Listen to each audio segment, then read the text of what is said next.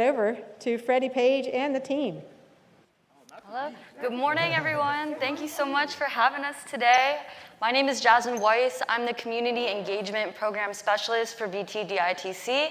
And today I'm joined by Coda, who is our Creative Director, DeRay Manning, who is our Lead Technical Director, William Ayala, who is our Graphic Designer, and Freddie Page, who is our Program Director. The mission statement. So what is VTDITC? It was established in the fall of 2016, Digging the Crates Hip Hop Studies at Virginia Tech, aka VTDITC. It's a team of transdisciplinary faculty and staff, as you'll see later. And we're students at Virginia Tech that work to foster community-based learning among hip hop fans, practitioners, scholars, digital, and global. We aim to model that the fact of staff and students, importantly, community members, scholarship, art activism, and publications related to hip hop are worthy of academic study. We have further established hip hop studies presence on Virginia Tech's campus, in the academy, and nobly in the broader community throughout more than 600 free community engaged programs. So basically, to sum that up, is that we're a crew of people who love hip hop, and we strongly believe, and we can prove that hip hop is scholarship, and we want to provide that to the community and provide that to higher education to learn through what we call hip hop. And piggybacking off of this point of us being a crew, we have hip hop crew-based culture in higher education. So basically that means we're moving together towards common goals, elevation of the culture, making something great with limited resources. So other words, making do with what you got. And also hip hop culture created and nurtured by those who are not as well served by higher education. So going to schools and visiting, minority neighborhoods and, helping out, the kids there and showing them that, hip hop is, something you can study as well outside of listening to it. And we've also, piggybacking off of that point, we do a lot of work with STEAM. So if you're not aware of what, STEAM is, I know you heard of STEM education, essentially like mathematics, engineering, science, and STEAM is essentially STEM with the arts. And that's what we do a lot of work with. So we've done work with the VT Science Festival, C+I Day, Science Museum of Western Virginia, and community-based workshops. And, as we're going to talk about later, we're going to go by Lucy Addison Middle School to go, do some work over there, helping out building a studio. One great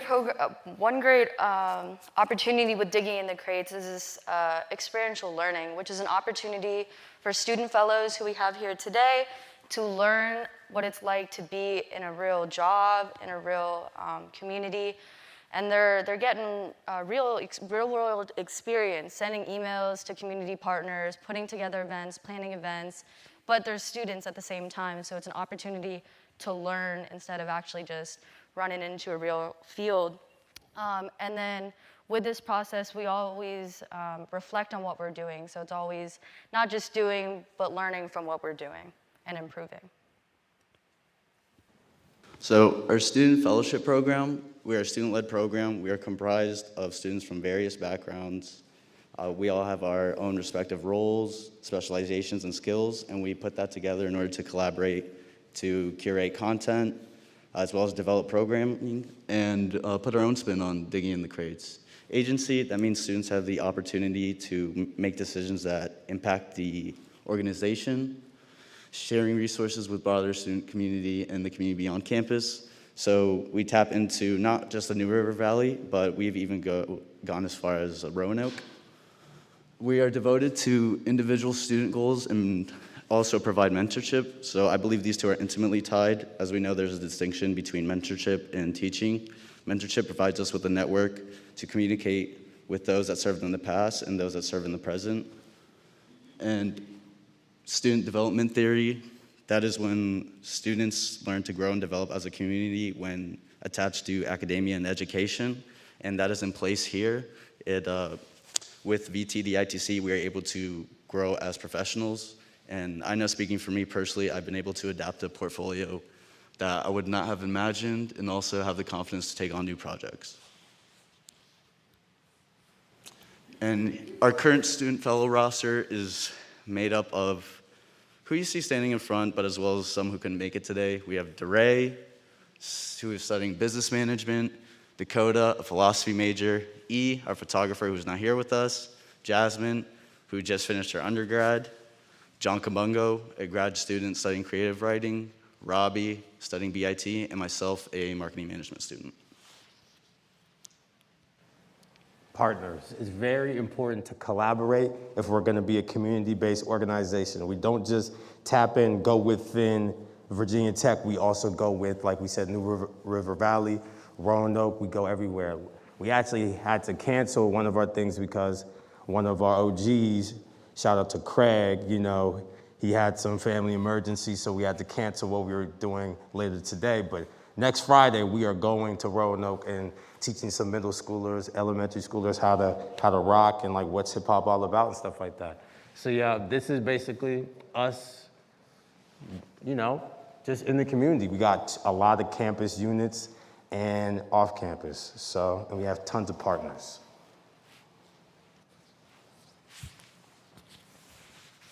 And these are some of the resources that were mentioned earlier.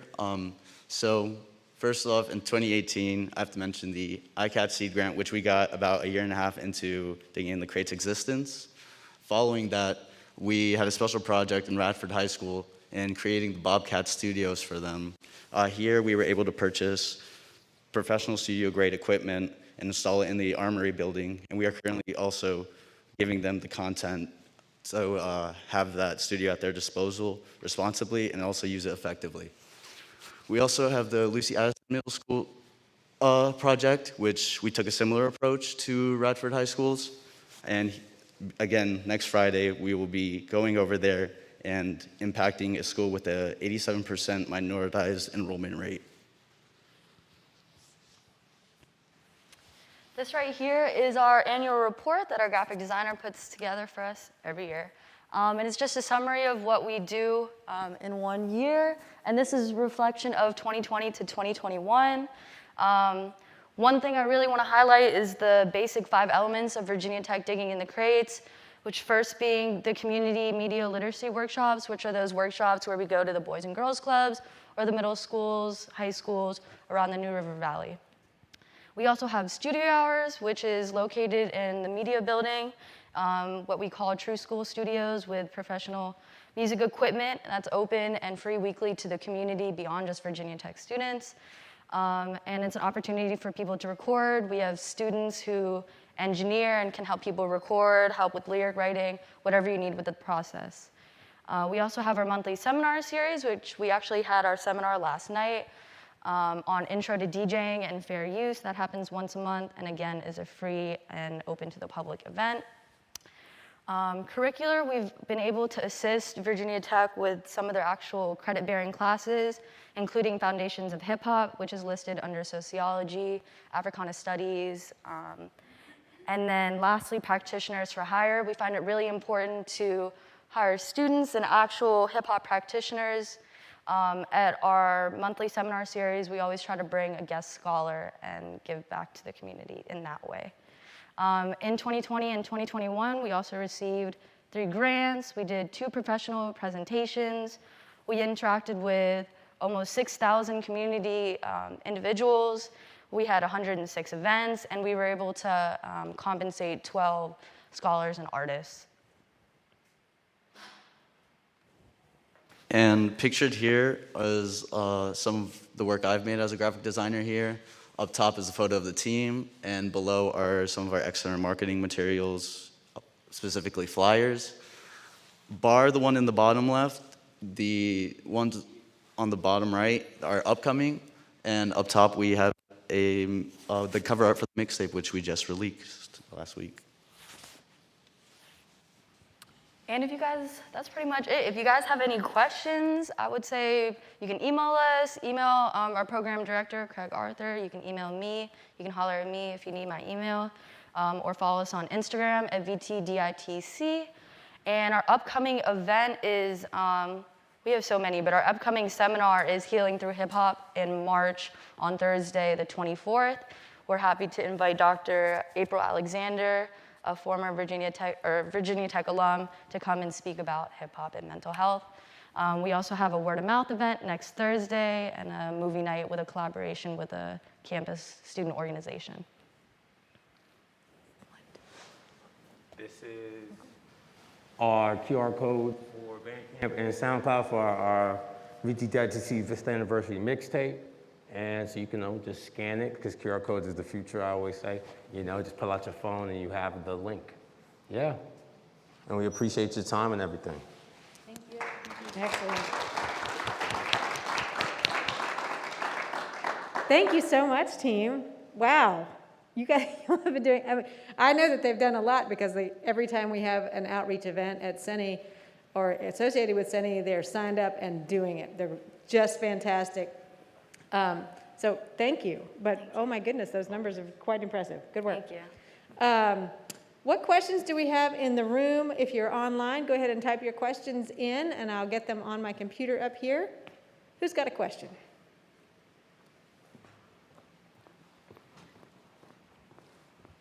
Hi, thanks for this. My name is Tim. So since 2016, you guys have been going for a while. I'm interested in whether the work that you've done to build community has been kind of observed and tried to be replicated with other groups on campus that are trying to do something in some area of cultural expression or music or something like that, and whether or not you learned from some other organization on campus about how to do what you started to do in 2016. Thanks, Tim. That's a great question. So when I first came in 2016, met Kwame Harrison and Craig Arthur. Craig was also starting. And we said, oh, there's some great hip hop work occurring on campus, but it's all segregated and stratified. So we definitely embedded ourselves in the culture. Craig was also alumni of Virginia Tech. So we learned what was going on in the different community organizations that were already focused on hip hop. And what we did is notice that we needed something to tie it all together. And we also needed something that uplifted students and provided them resources directly. So we learned essentially from what was going on. Then throughout the process, we've been collaborating even internationally with other groups who do somewhat similar work to learn from best practices. Craig and I both became VT Engage fellows. So we studied the art of community engagement and then also have trained some of our students in the art of community engagement. Jasmine is now a published author in an undergraduate journal for community engagement. And so, yes, we're applying best practices, we're learning from others, and then we also are really big on doing events that are open and sharing what we're doing. So we have a journal publication just on how we do community engagement as well, beyond what Jasmine has provided. And now have people been watching what you all have built and said, oh, we want to do some of that too, and they've come to you for advice, or you can see that they're kind of following this roadmap that you have? Absolutely. So we've done 2 presentations, one at ACRL, one of the top library conferences, just focused on how do you take your passion and turn it into something like this? How do you create a community of practice around something like this? So we have a worksheet that people can start thinking about, what do you do in your daily time? And what community stakeholders should you engage with? What resources are you going to need? And we kind of walk people through the process. So, yeah. Excellent. Freddie, you may have said it, but we have a faculty-heavy audience. Can you talk about where everyone is situated? There are a number of faculty members involved here. Can you talk about where you and Craig are situated in the university? So Craig's in university libraries. I'm in civil engineering. We also have other great faculty members who are engaged, such as Brandy Faulkner from Africana Studies and Sociology, Taisha Thompson, DeVere Jeffries. I'm going to forget some folks who. Over at Radford, we have Dr. Bradley. Stephanie Bradley. And it's a very open community in regards to, like, a faculty member can come engage with us for one event, or they can come and try to do every event, right? So, we've worked with so many different people, and we're looking forward to engaging with more of you, hopefully. Introduce yourself. My name's Charlotte. Good morning. Are y'all in community with other universities that are doing similar work or starting similar programs? Absolutely. So it's interesting, though, because the way we do what we do in terms of having the students being the forefront and the type of resources we have is a little bit unique. A lot of folks have different models where they focus on maybe like one thing of what we do, like just going out to communities to do K through 12 work, or just doing hip hop pedagogy scholarship. we haven't really found another group that does all of what we do. So that's been a little difficult, but yes, we are connected and we do present at conferences and meet with folks. So shout out to the folks at Columbia, shout out to the folks at Tennessee. I mean, they're just all over the place. And we're looking for more partners, so if you're watching this, hit us up, we'll link up. We did have a question come in online. Katie would like to know, what's next? What are your next initiatives? Where are you going, not in this semester, but next steps? Look into the Jasmine, future. that's on you. What is next? We're hoping to launch an official website. We're hoping to do additional programming, expand our studio, maybe get a booth, get nicer mics. I don't know what else. Sankofa? Oh yes, we have a Sankofa tape in collaboration with the Moss Art Center. We're working with spatial audio for that. We're hoping to put together like a story music project for their upcoming exhibit, the Cube event. Yeah. Excellent.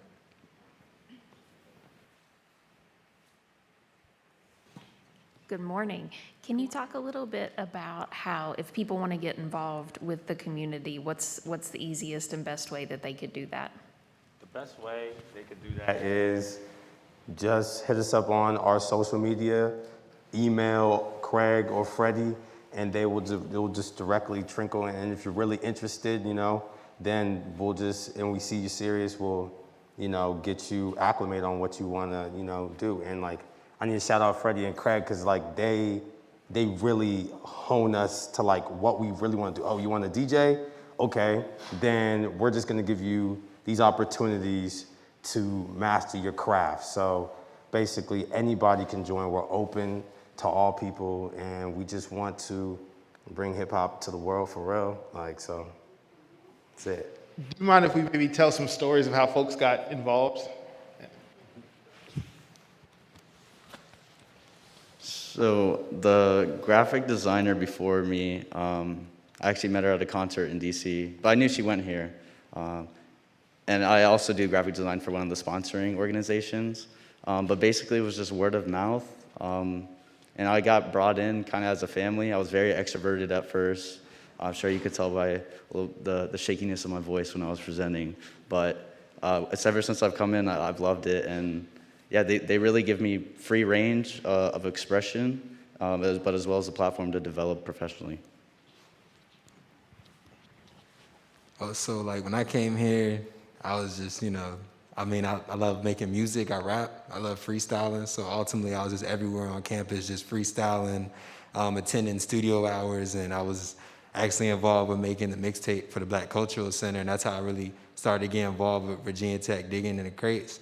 And essentially I was just, around them so much to where they offered me and my friend David, the job to work there at the time, because before I came into school, I was doing work with Pro Tools and was certified, and David was engineering me. So they brought us on as technical, directors, and ever since then, they've been honing our craft and showing us, how to set up, how to record, how to mix, master, how to set up live sound, and just ultimately just honing and training our ears and getting our skills up to par. I got a mic, bro. You straight. But as DeRay was rapping and freestyling, I was trying to figure out my life.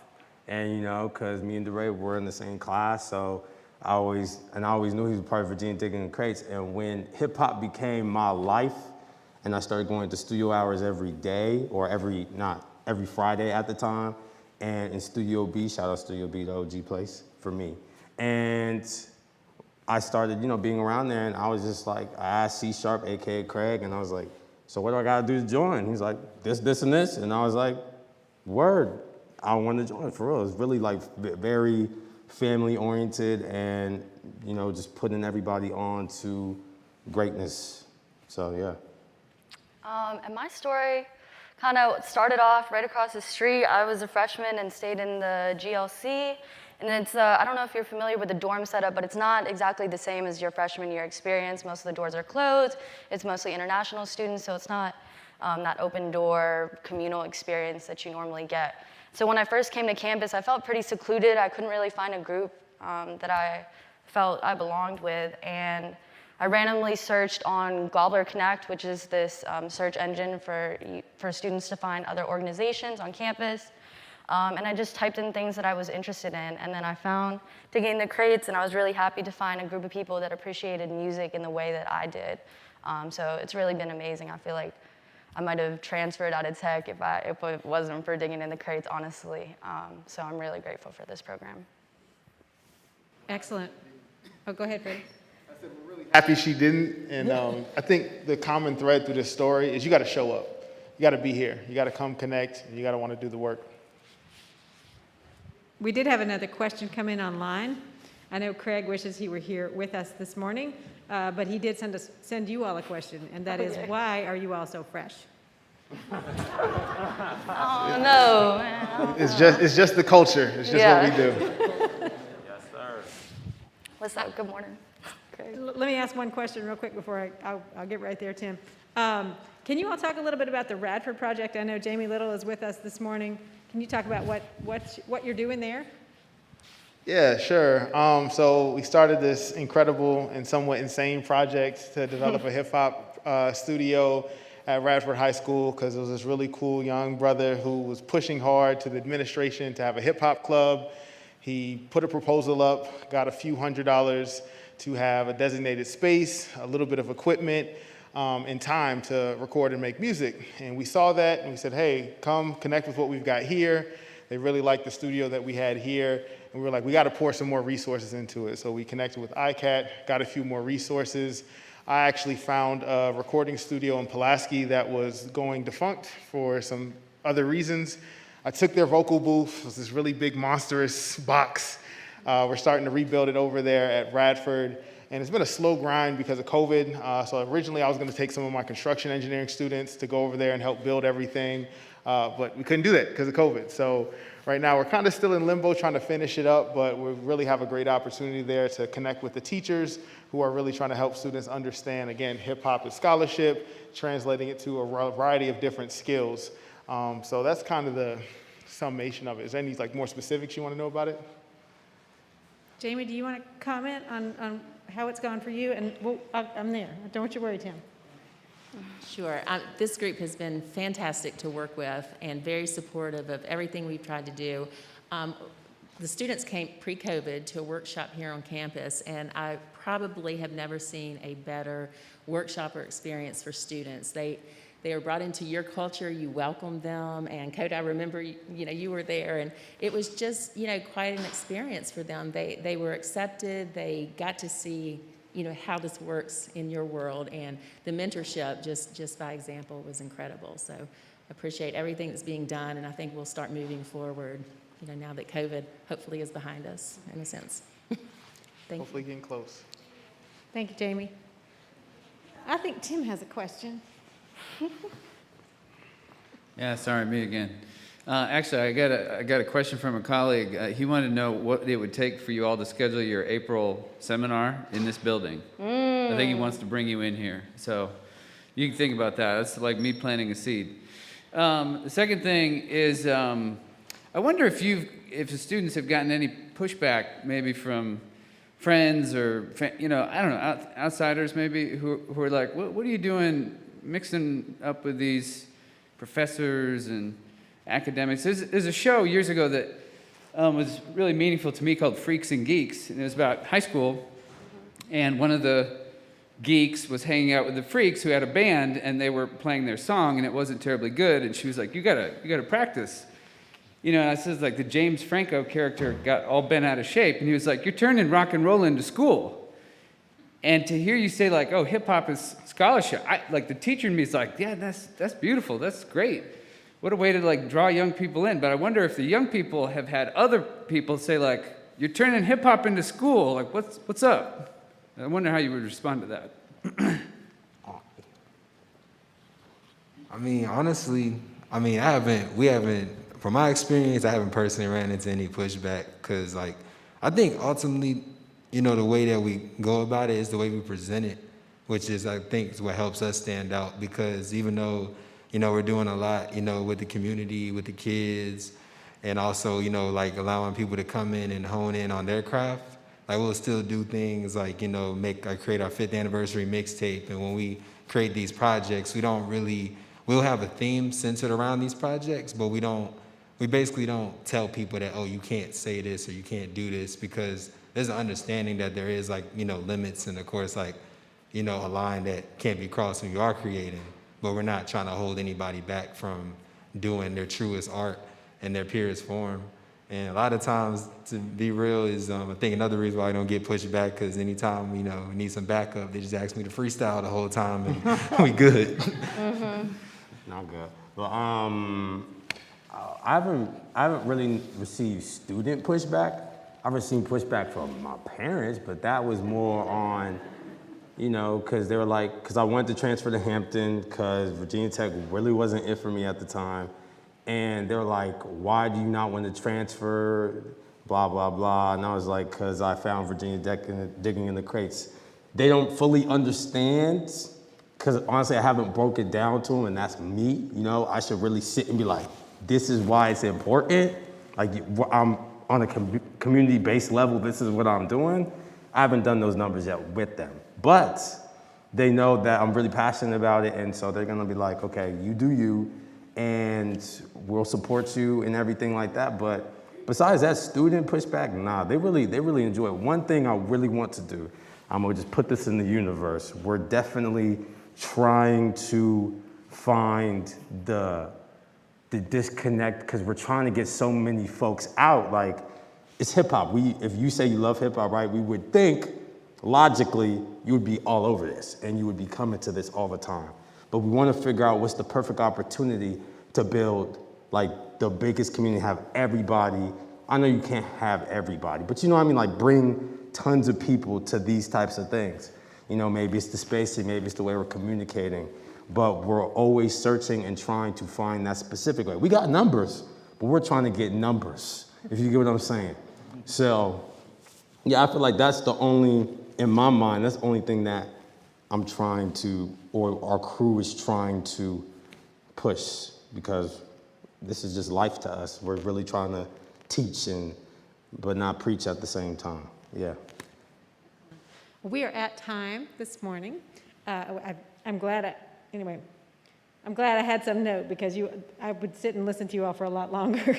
I think it's really meaningful that 2 of you have just said, I'd have left Virginia Tech if it weren't for this. That's huge. Yeah. What a great community, what a great crew. Thank you for sharing your experiences with us this morning and your art.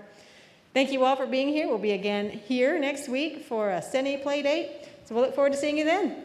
Have a great weekend.